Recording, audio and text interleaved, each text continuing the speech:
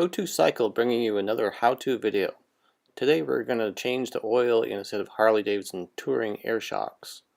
These shocks we'll be working on today are a set of 12-inch profile low street glide type shocks, and these have been laid on their side and leaked an unknown amount of fluid. It doesn't matter if you're working on 12-inch lowering shocks or standard 13-inch shocks, as the shock body is the same on both. According to Harley, these are non-rebuildable, but that is only because they choose not to sell parts for them. These shocks are very similar to early Honda Goldwing shocks, which are made by Showa, and Honda does have rebuild parts and procedures available for these. Fluid capacity on the Honda forums seems to range between 5 and 12.5 ounces, using anything from 5 weight to 10 weight to ATF. We know that draining a set of Harley shocks will yield between 10 and 12 ounces, so we're going to start with 10 ounces of AMSOIL 5 weight light suspension fluid, and from there we'll adjust the level and viscosity as needed. And this can be done without removing the shocks from the bike.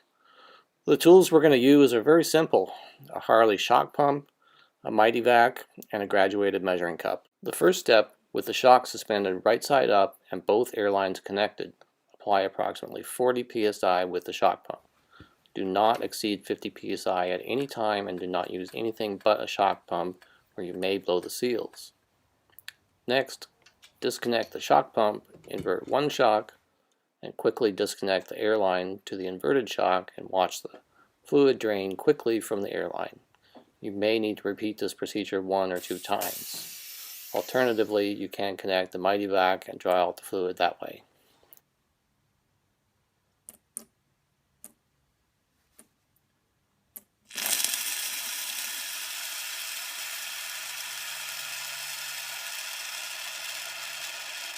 Repeat the same procedure with the other shock. Measure out 10 ounces of fluid.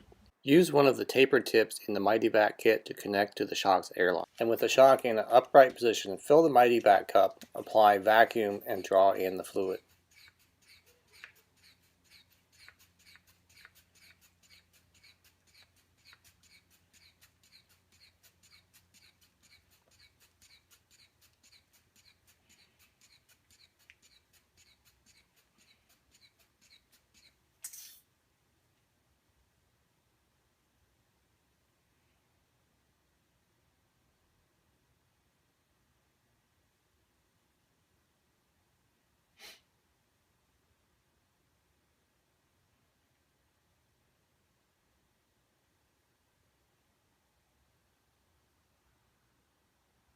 Repeat until all 10 ounces are in each shock, and keeping the shocks upright, reinstall on the bike and test ride.